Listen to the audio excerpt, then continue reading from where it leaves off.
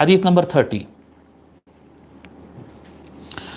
عن معاویہ بن حیدہ، پھر ایک نئی راوی ہے، عن معاویہ بن حیدہ رضی اللہ عنہ انہ قال یا رسول اللہ والذی بعثک بالحق ما أتيتك حتى حلفت عدد أصابعي هذه ألا آتيك فما الذي بعثك به؟ قال الإسلام. قال وما الإسلام؟ قال أن تسلم قلبك لله وأن توجه وجهك لله وأن تصلي الصلاة المكتوبة وتؤدي الزكاة المفروضة إخوان نصيران لا يقبل الله من أحد توبة أشرك بعد إسلامه. رواه ابن حبان وأحمد والطبراني. ٹھیک ہے صاحب. معاویہ بن حیدہ یہ ایک نئے راوی ہے، ان کے بارے میں بتا دیتے ہیں. آپ کا نام ہے معاویہ بن حیدہ القشیری. یہ وہ معاویہ بن ابی سفیان نہیں ہے، وہ الگ ہے. معاویہ بن ابی سفیان الگ ہے، یہ معاویہ بن حیدہ ہے. معاویہ بن حیدہ القشیری. القشیری کیوں سے لکھنا ہوتا، معاویہ بن حیدہ، یہ عربی میں قاف سے، معاویہ بن حیدہ القشیری. جمہور محدثین نے آپ کو صحابہ میں کاؤنٹ کیا ہے. حضور صلی اللہ علیہ وآلہ وسلم سے آپ کی ملاقات ثابت ہے، اور کئی چیزیں آپ حضور صلی اللہ علیہ وسلم سے سوال بھی کیے ہیں. زندگی کے آخری حصہ جو ہے آپ کا بصرہ، جو عراق کا ایک شہر ہے بصرہ، وہاں پر آپ رہ گئے تھے. خراسان کے فتوحات وغیرہ میں، جنگوں میں آپ شریک رہے، اور وہیں پر خراسان میں آپ کا انتقال ہوا، اور کافی تلاش کرنے کے باوجود آپ کے تاریخ وفات نہیں ملی. کس سال کو آپ کا، کس سن میں آپ کا انتقال ہوا، یہ مجھے نہیں ملی. معاویہ بن حیدہ رضی اللہ عنہ روایت فرماتے ہیں، وہ کہتے ہیں کہ انہوں نے کہا یا رسول اللہ، قال یا رسول اللہ والذی بعثک بالحق، اس کی قسم جس نے آپ کو مبعوث کیا ہے، یعنی جس نے آپ کو رسول بنا کر بھیجا ہے، اس کی قسم، یعنی اللہ کی قسم. ما اتیتک حتی حلفت عدد اصابعی هذه الا آتیک، میں آپ کے پاس آنے سے پہلے یہ جتنے انگلیاں ہیں میرے، اتنی مرتبہ میں قسم کھایا کہ میں آپ کے پاس نہیں آؤں گا. قسمیں کھاتا تھا میں آپ کے پاس نہیں جاؤں گا، نہیں جاؤں گا، نہیں جاؤں گا، لیکن پھر آ گیا آپ کے پاس. سب ہو کہ سارے قسمیں توڑ دیا اور میں آپ کے پاس آ گیا. پس مجھے یہ بتائیے فَمَا الَّذِي بَعَثَكَ بِالْحَقِّ فَمَا الَّذِي بَعَثَكَ بِهِ، پس مجھے یہ بتا دیجئے کہ اللہ تعالیٰ نے آپ کو کیا چیز دے کر بھیجا ہے، آپ کس چیز کے رسول ہے. حضور صلی اللہ علیہ وسلم نے فرمایا قال الاسلام، حضور نے فرمایا اسلام لے کر آیا ہوں، اللہ نے مجھے اسلام دے کر بھیجا ہے. قال وما الاسلام، انہوں نے عرض کیا اسلام کیا ہے. قال ان تسلم قلبک للہ، حضور صلی اللہ علیہ وسلم فرماتے اسلام کیا ہے، تو اپنے دل کو اللہ کے سرنڈر کر دے، اللہ کے حوالے کر دے. ان تسلم قلبک للہ، تو اپنے دل کو اللہ کے حوالے کر دے. اللہ وَأَن تُوَجِّهَ وَجْهَكَ لِلَّهِ، اور تو اپنے فیس کو بھی اللہ کی طرف پھیر دے، جی اللہ کی طرف پھیر دے. وَأَن تُصَلِّيَ الصَّلَاةَ الْمَكْتُوبَةَ، اس کا معنی نیت بھی ہو سکتا ہے کہ تو اللہ کی طرف متوجہ ہو جائے، یعنی جو بھی کام کر رہا ہے تو اپنا انٹینشن اور اپنی نیت اس میں اللہ کی رضا بنا لے. وَأَن تُصَلِّيَ الصَّلَاةَ الْمَكْتُوبَةَ، اور یہ کہ تو فرض نمازیں پڑھے. اسلام کیا ہے، اپنے دل کو اللہ کے حوالے کرے، اپنے نیت کو اللہ کی طرف کرے، فرض نمازیں پڑھے. وَتُؤَدِّي الزَّكَاةَ الْمَفْرُوضَةَ، اور فرض زکوٰۃ تو ادا کرے. اخوانی نصیرانی، یہ نماز اور زکوٰۃ یہ دونوں چیزیں جو ہے یہ ایک دوسرے کے مددگار بھائی ہے، یہ مددگار بھائی ہے. یہ جو دو ہے، یہ نماز اور زکوٰۃ، یہ قیامت کے دن بندے کی مدد کرتے ہیں.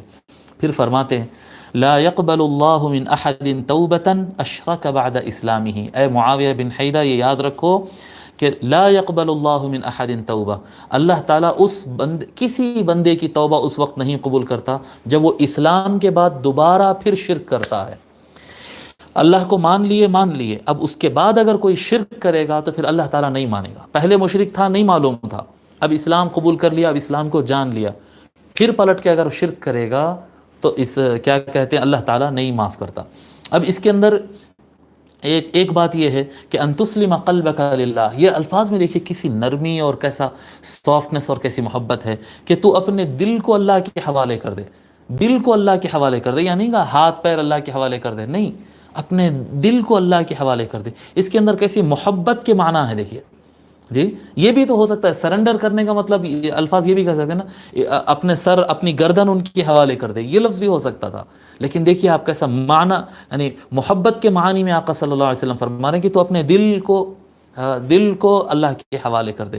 لوگ کہتے ہیں آج کہ اسلام تلوار سے پھیلا ہے، طاقت سے پھیلا، نہیں اسلام گردنوں پہ حکومت کرنے کا نام نہیں ہے، اسلام دلوں پہ حکومت کرنے کے لیے آیا ہے، اور اسلام اسی طرح سے پھیلا ہے۔ جتنے جنگیں اسلام کی بیان کی جاتی ہیں، انشاءاللہ تعالیٰ کبھی وقت آئے گا تو اس کو بتائیں گے آپ کو، کہ جتنے جنگیں کی گئی ہے وہ ساری کی ساری ڈیفنس میں ہیں، چاہے وہ آپ کو نظر آئے کہ مدینے پہ حملہ ہوا تو ڈیفنس ہوا، یا پھر حضور صلی اللہ علیہ وسلم لشکر کو لے جا کر کسی اور مقام پر بھی جنگ کیے، وہ دکھنے کو تو آپ اٹیک کر رہے ہیں، جی اٹیک کر رہے ہیں، لیکن وہ اصل میں کیا ہے، وہ اصل میں ڈیفنس ہے، وہ کیسا ہے، وہ انشاءاللہ تعالیٰ جب غزوات کے اوپر گفتگو کریں گے تو ہم بتائیں گے۔ اسلام میں کبھی بھی اٹیک نہیں ہے، وَلَا تَعْتَدُوا إِنَّ اللَّهَ لَا يُحِبُّ الْمُعْتَدِينَ، جی تم اٹیک مت کرو، اللہ تعالیٰ کو اعتداء پسند نہیں ہے، انشاءاللہ تعالیٰ اس پہ کبھی گفتگو کریں گے۔ تو ایک یہ ہے کہ اب اس میں دو جو لفظ استعمال ہوئے ہیں، دل کو حوالے کرو اور اپنے چہرے کو اللہ کی طرف کرو، اپنی نیت کو اللہ کی رضا کی طرف کرو، ان سے دو باتیں ہوتی ہیں۔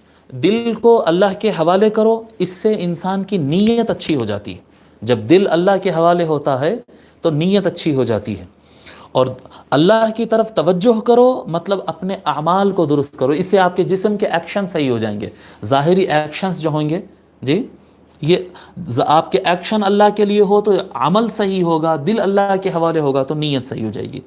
اور یہ جو مسئلہ ہے، آخری لائن اس میں جو ہے، اللہ تبارک و تعالیٰ اس بندے کا توبہ قبول نہیں کرتا جو اسلام کے بعد پھر شرک کیا۔ یہ ہمارے جو تھوڑا سخت مزاج غیر مقلد بھائی ہوتے ہیں، ہمارے اہل حدیث بھائی ہوتے ہیں، ان کو ایسا لگتا ہے کہ عموماً مسلمان اور ساری دنیا کے جو مسلمان ہیں، ان کے ایکشن حرکت میں ان کو شرک نظر آ جاتی۔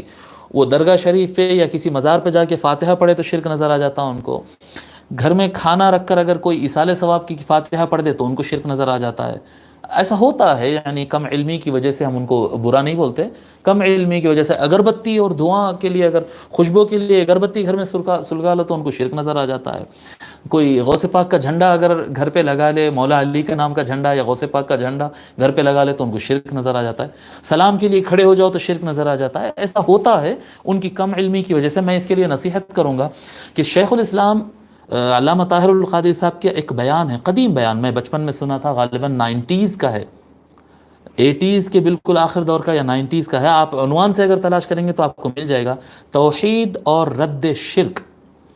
شیخ الاسلام کا ایک قدیم بیان ہے جو آپ طلبہ کو باضابطہ حدیث کی کتاب سامنے رکھ کر طلبہ کو پڑھا رہے ہیں، تفسیر قرآن سامنے رکھ کر ان کو تفسیر پڑھا رہے ہیں، عنوان ہے توحید اور رد شرک۔ یہ اگر آپ سن لیں گے تو اس میں پتہ چلے گا کہ توحید کیا ہے، شرک کے کتنے قسم ہوں گے، اور کس شرک سے کس طرح سے بچنا ہے، توحید کیسی ہوتی ہے اور شرک کیسا ہوتا ہے اور اس سے کیسا بچنا ہے۔ یہ خطاب آپ حضرات ضرور سنیں، بڑا زبردست خطاب اور بہت یعنی علمی بیان ہے، بہت ایسا کوئی جذباتی بیان نہیں ہے، بہت ہی علمی اور بہت ہی زبردست بیان ہے، قدیم ہے، اولڈ ہے لیکن گولڈ ہے۔ جی توحید اور رد شرک، شیخ الاسلام کا ضرور سنیں۔ اس حدیث کو امام ابن حبان اور امام احمد اور طبرانی نے روایت کیا ہے، یہ تینوں مصادر ہم بتا چکے ہیں۔